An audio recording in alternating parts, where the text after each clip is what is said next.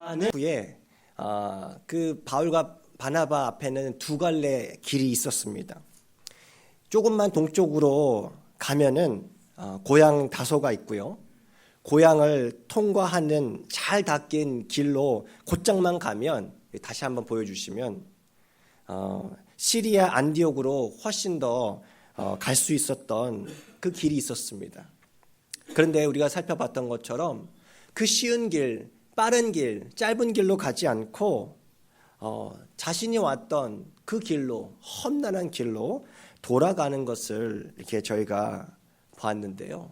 우리가 언뜻 보면 이러한 선택은요, 굉장히 비합리적인 선택같이 보일 때가 참 많습니다.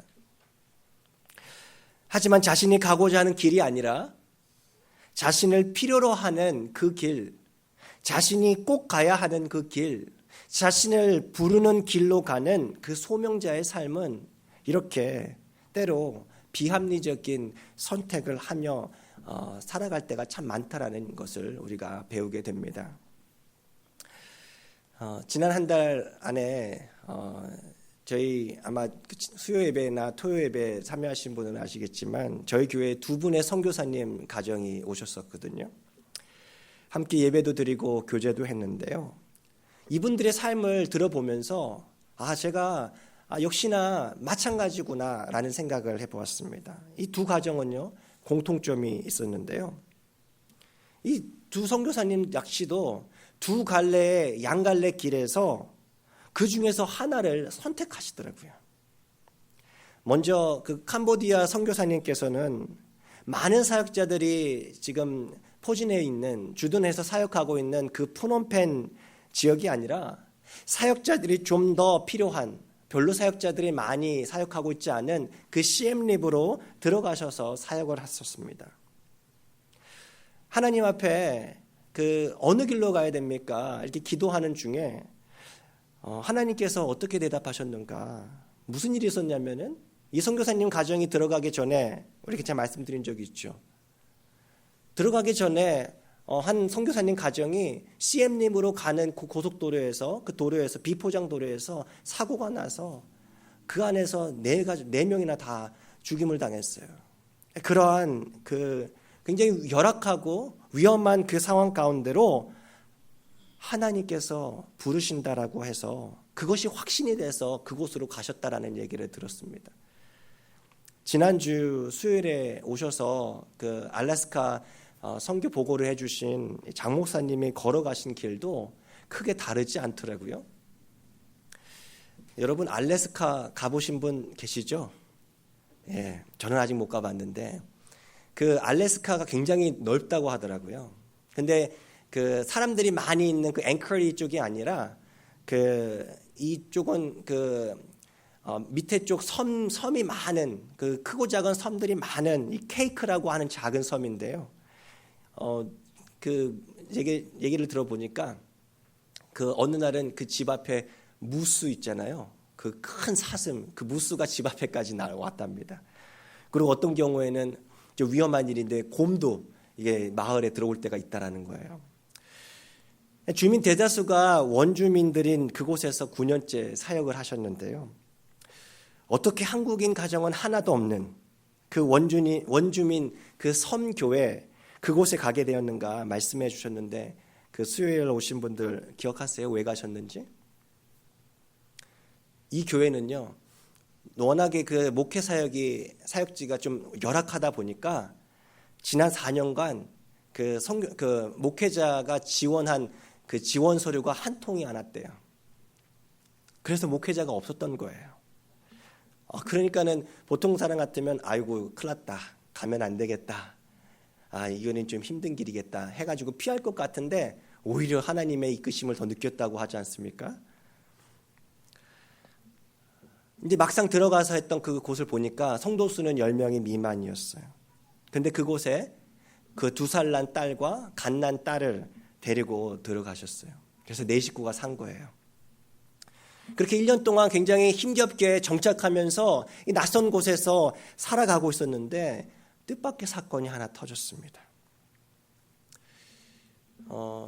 목사님의 그 사택이 지금 여기 보여있는 이 파란색 건물 바로 옆에 있는데 지금 바닷가 바로 앞에 그 교회가 있고 그 바로 사택이 있는데 1년 동안 그 자신이 이 가정에서 딸처럼 여기던 원주민 한 12살 정도 되는 그 여자아이가 하나 있었습니다.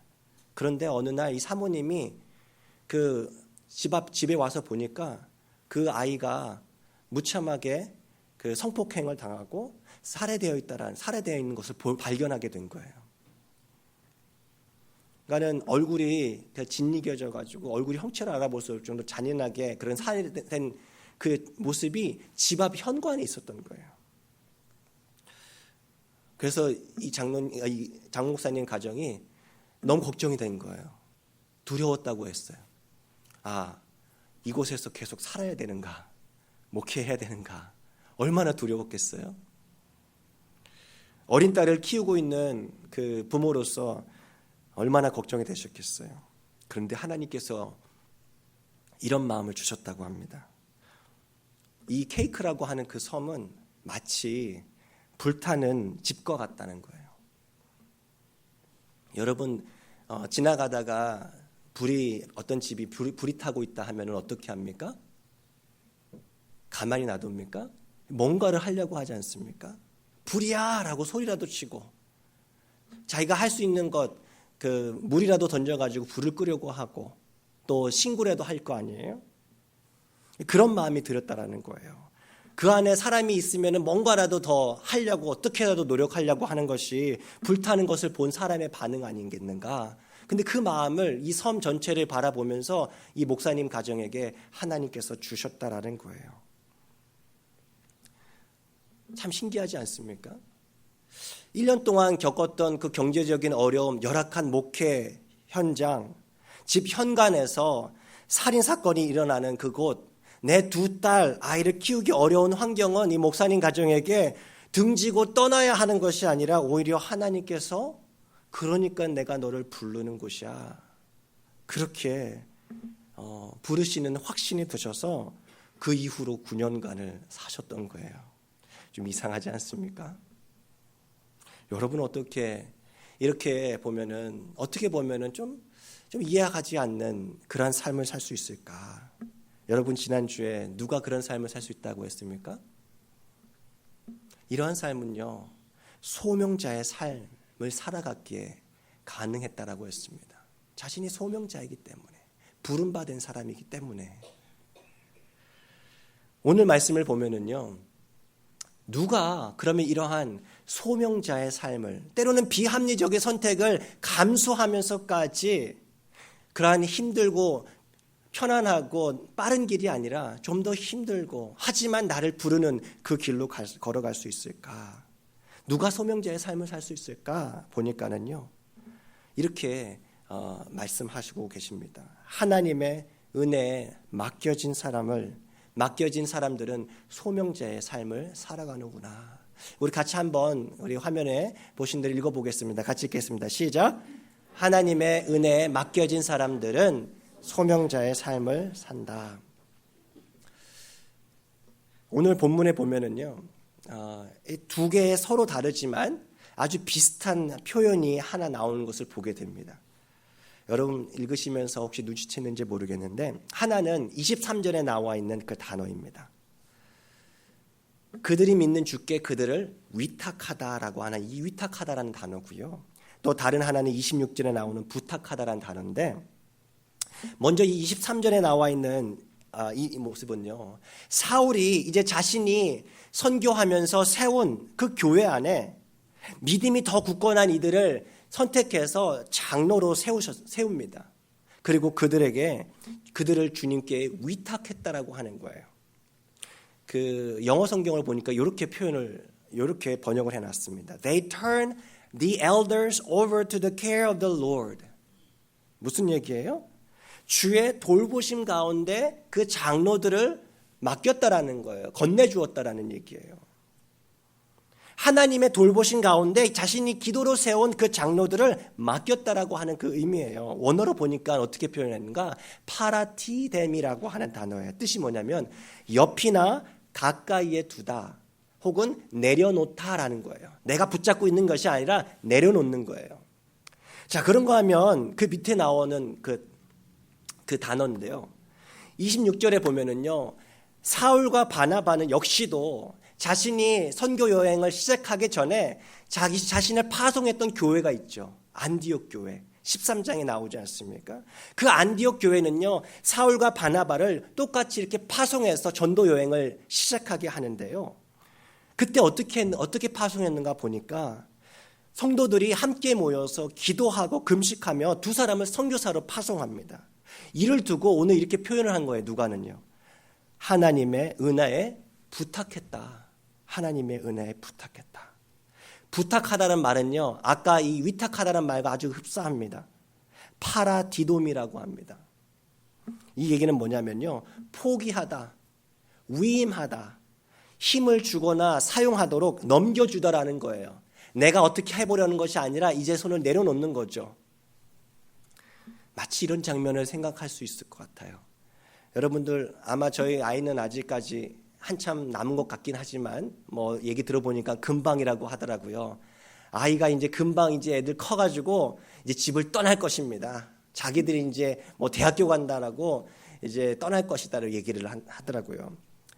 자식이 떠나서 자식이 이제 내 품 안에 있을 때, 즉 고등학교 있을 때까지는 어떻습니까? 내 아이는 내 힘으로 내 손으로 뭔가 키울 수 있을 것 같아요. 그렇죠? 그래서 교회도 열심히 이렇게 안 가 해도 막 끌고 나올 수 있어요. 이게 내 손 안에 있는 거예요. 그런데 이제 대학을 갔어요, 아이가. 자녀들이 이제 멀리 보냈을 경우에 이제 어떻게 합니까? 여전히 그 아이가 내 손 가운데 있습니까? 아니에요. 그저 하나님께 맡겨놓는 거예요. 하나님께 내려놓는 거예요. 그런 부모의 심정처럼 오늘 바울은요, 이제 자신의 손을 떠나는 그 어린 교회들, 이제 막 시작한 그 교회, 개척교회의 그 리더들을 위해서 기도하면서 하나님의 손에 그들을 맡깁니다. 안디옥 교회도 이전에 바울과 바나바를 마찬가지 방법으로 하나님의 은혜에, 하나님의 손에 맡겼다라고 하는 의미입니다. 여러분, 하나님의 손이 믿음직합니까? 내 손이 믿음직합니까? 다시 한번 여쭐게요. 하나님의 손이 믿음직합니까? 내 손이 믿음직합니까? 이럴 때는요, 믿음으로 탁 고백을 하는 거예요. 뭐 당연한 질문 같아도 하나님의 손이에요. 누가 여러분 소명자로 살 수 있을까요? 내가 가고 싶은 길이 아니라 나를 필요로 하고 나를 부르시는 곳으로 걸어갈 수 있는 그 소명자는요, 하나님의 손을 신뢰하는 사람만이 가능하다라는 거예요. 하나님의 은혜, 다시 말하면 하나님의 그 돌보심에 맡긴 인생을 살아가는 자라야 소명자로 살아갈 수 있다라는 사실입니다. 그렇지 않으면 무서워서 두려워서 못 가죠. 지난 주간 월요일부터 한 주간 묵상했던 그 단어가 하나 있습니다. 그 단어는 동물인데요, 참새입니다. 요즘 참새 참 많지 않아요? 참새 영어로 sparrow라고 하잖아요. sparrow. 제가 어떻게 그렇게 묵상하게 됐는가? 우연하게 그 찬양 한 곡, 영어로 된 찬양 한 곡을 제가 듣게 되었어요. 근데 너무 가슴에 와닿는 거예요. 그 제이슨 그레이라고 하는 그 분이 부른 그 스패로우라고 하는 그 찬양 몇 소절만 제가 틀어드릴게요. 제가 한글로 자막을 해오니까는 좀 양해해 주시고 영어 찬양인데 한번 들어보시기 바랍니다.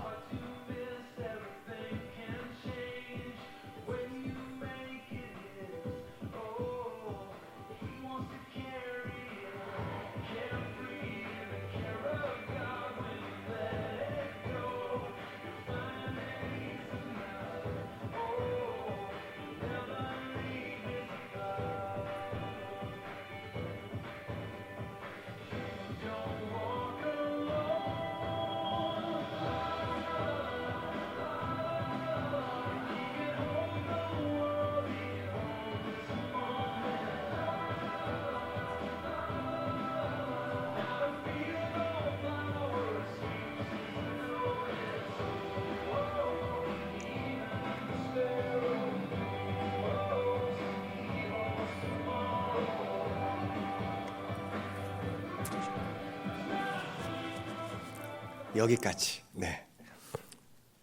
지난 주간 월요일부터 아침 저녁으로 이 찬양을 들으면서 묵상을 하니까는요. 저희 집 부엌에 창문이 있는데 창문 앞에 처마가 있습니다. 거기에 참새들이 자꾸 날아와 가지고 막 집을 지으려고 하는 거예요. 공간이 없거든요. 근데 이 지푸라기를 갖다 놓으면 또 떨어지고 갖다 놓으면 또 떨어지고 이렇게 참 한심스럽기도 하면서도 안타깝기도 하면서도 그렇게 이렇게 나름대로 참새의 그 모습을 생각하곤 했는데 그 참새가 달라 보이더라고요. 걱정 많은 나의 삶에 비해 이 참새는 아는구나. 나는 참새봐도 못하구나. 참새 역시도 미래는 하나님의 손에 있다라는 것을 안다고 이 가수는 묵상하고 있지 않습니까? 그런데 참 하나님께서 참 유머가 있으신 분이다라는 것을 제가 지난 한 주간 경험을 했는데요. 수요일에 알래스카 선교사님이 오셔서 말씀하시는데 그 말씀 가운데 이런 말씀을 해주셨어요. 알래스카 케이크라고 하는 그 섬에는 원주민들이 한 85% 되는데 한 500명이 지금 살고 있는데 재밌는 건 뭐냐면 그 안에서 다 똑같은 부족이 아니라 반은 이글족이래요. 그러니까 독수리족이고 반은 레이븐, 큰 까마귀 부족이라는 거예요. 그렇게 나눠져 있대요. 그러니까 자기 가족이 딱 들어가니까 뭐라고 얘기하는 서로 자신의 가족으로 자신의 부족으로 입양을 시키려고 했다라는 거예요. 그렇게 할 수는 없잖아요. 나는 이게 두 가족을 품어야 되니까 부족을. 그래서 이 목사님이 뭐라고 대답한지 아세요? 나는 독수리도 아니고 큰 까마귀도 아닙니다. 저는 참새입니다. 네, 자기는 참새 부족이라는 거예요. 제가 그 얘기를 듣는데 속으로 웃음이 나더라고요. 제가 얼마나 놀랐겠어요. 종종 그런 경우가 있잖아요. 우리가 살면은. 제게 마치 하나님께서 이렇게 말씀하시는 것 같습니다. 내가 돌보고 있는 이 참새를 좀 봐. 지난 9년간 어떻게 내가 저 가정을 돌봤는지 좀 봐. 장 목사님이 참새라고 하는 순간에 어쩌면 하나님께서 나에게 보라고 하는 게 장 목사님의 모습일 수 있겠구나 하는 생각도 들었습니다. 제가 이렇게 얘기를 하면은 저 강 목사가 무슨 큰 걱정이 있는가, 혹시 걱정하실 분도 계시겠는데 그런 것은 아니고요. 다만 이 찬양과 이 참새를 묵상하면서 저에게 이런저런 기도 제목이 막 스쳐 지나갔어요. 우리 교회 안에 있는 우리 정화조 이제 공사가 곧 시작이 될 텐데 이 정화조도 하나님의 손에 맡겨야겠다. 그럴 때 가장 좋게 해결되는 거지. 때로 보고 있으면요 답답할 때가 있어요. 미국에서 하는 일이라는 게 굉장히 늦잖아요. 뭔가 기다려야 되고. 하나님께서 가장 좋은 타이밍에게 우리 주실 것을 믿는다 하는 그 마음을 저에게 주시더라고요. 또한 제가 이렇게 부족한 자가 이렇게 앞에 나와서 이렇게 말씀을 전하고 목회하고 있는 이 사역도 그냥 걱정할 것이 아니라 두려워할 것이 아니라 하나님의 손에 맡기라는 이야기구나 하는 그러한 묵상이 되었습니다. 여러분들도 마찬가지로 제가 말씀드리고 싶어요. 혹시 이 순간에 삶에 여러 가지 문제가 있으세요? 너무 이것이 두려워서 이 찬양의 가사처럼 아무것도 못할 것 정도로 그냥 꼼짝달싹 못하게 만들어버리는 문제거리들이 있습니까? 참새를 보시기 바랍니다. 두려워하지 마시고 하나님의 손에 맡길 수 있기를 바랍니다. 마태복음 6장 26절에서 이렇게 얘기하시잖아요. 예수님께서 같이 한번 읽겠습니다. 시작. 공중의 새를 보라. 심지도 않고 거두지도 않고 창고에 모아들이지도 아니하되 너희 하늘 아버지께서 기르시나니 너희는 이것들보다 귀하지 아니하냐. 아멘. 소명자의 삶, 즉 나를 필요로 하는 그 길로 걸어간다. 나를 부르는 길, 내가 꼭 가야 하는 그 길로 담대히 걸어갈 수 있는 것은요, 자신의 손이 아니라 하나님의 손, 하나님의 은혜에 맡기는 삶을 살 때야 가능한 것입니다. 여러분, 그래서 교회는요, 이렇게 서로를 하나님의 은혜에 부탁하는 곳이 바로 교회인 것입니다. 여러분, 우리 모두는 우리가 열심히 많은 일을 해서, 착한 일을 해서 우리의 공로로 구원을 받은 것이 아니라 오직 예수 그리스도의 공로를 통해서 구원받은 사람들 아닙니까? 이 은혜의 복음을 전하는 삶을 전하는 선교사로 우리 모두는요, 주님께서 보내셨다라고 저는 믿습니다. 그래서 우리는요, 예배 끝나면은 어디로 돌아가세요? 식사는 하시고 가셔야 해요. 식사하시고 이 예배당 문 밖에 나갈 때 여러분 어디로 가요? 집으로 돌아가실 거예요? 또 다른 길로 가실 때도 있겠어요. 근데 혹 이런 생각하시는 분 계세요? 내가 예배 드렸다.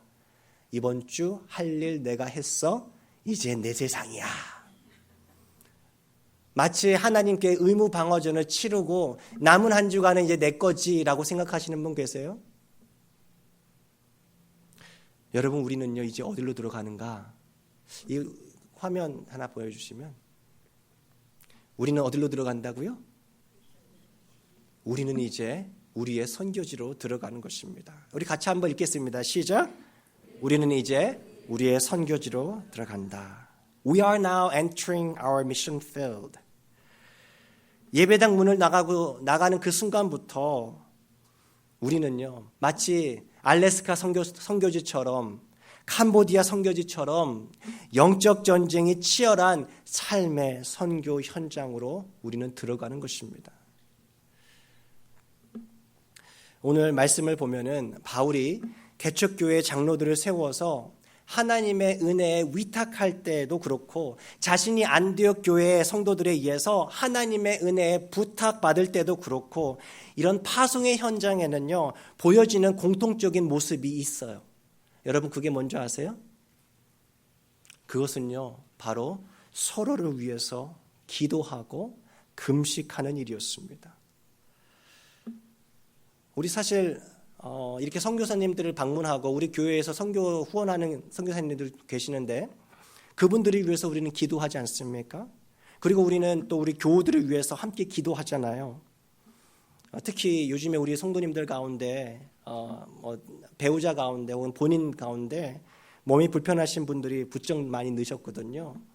이렇게 우리 기도가 사실 많이 필요합니다. 참 좋고 우리가 마땅히 해야 되는 것입니다. 그런데 오늘 여러분, 오늘 말씀을 보면서 이런 도전을 하나 받게 돼요. 여러분, 누군가를 위해서 금식해서 기도해 보신 적 있으세요? 보통 우리 금식 기도할 때 언제 하시죠? 사순절 때 하죠. 보통 대부분의 경우가 누구 문제 때문에 금식해요? 내 문제 때문에. 내가 하나님 앞에 간절히 바라는 뭔가 있는데, 뭔가 당면은 급한 문제가 있는데 그것을 좀 더 제대로 더 기도하기 위해서 금식합니다. 내 문제. 그런데 오늘 초대교회는요, 금식하며 기도하는데 나를 위해서가 아니라 상대방을 위해서 기도하는 거예요. 삶 속에서 소명자, 선교사로 살아가야 할 서로를 위해서 그렇게 간절히 기도해주고 있는 모습을 오늘 발견하게 돼요. 여러분, 우리도, 우리 교회도 이런 수준까지 이르도록 한번 도전해보면 어떻겠어요? 만나서 함께 예배드리면 은혜가 너무도 충만하고, 또 교제할 때면 어디에서도 경험하지 못했던 그 사랑의 나눔을 갖다 보니까 만나면 헤어지기 싫어서 더 오래 있고 싶은 거예요. 그런 교회가 될 수 있기를 바랍니다. 거기에서 더 나아가서 이제 헤어져서 주님 부르시는 각자의 삶으로 흩어질 시간이 되면, 이제 삶의 선교 현장으로 가게 될 시간이 되면, 이제 서로를 하나님의 은혜의 손에 맡기며 뜨겁게 서로를 위해서 기도하고 금식하면서 또 그렇게 흩어지는 교회가 될 수 있기를 진심으로 바랍니다. 이렇게 말씀을 마무리하면서 이 시간 찬양으로 같이 결단하는 시간을 가질 텐데요. 예전에 우리가 했던 찬양인지는 모르겠습니다. 나의 기도하는 것보다는 찬양이에요. 이 에베소서 말씀을 가지고 찬양을 만들었는데 제가 가사를 한번 읽어드리겠습니다. 반주해 주셔도 되고요. 나의 기도하는 것보다 더욱 응답하실 하나님, 나의 생각하는 것보다 더욱 이루시는 하나님, 우리 가운데 역사하신 능력대로 우리들의 간구함을 넘치도록 능히 하실 주님께 모든 영광과 존귀, 찬양과 경배를 돌릴지어다. 이 가사인데요. 우리 다 같이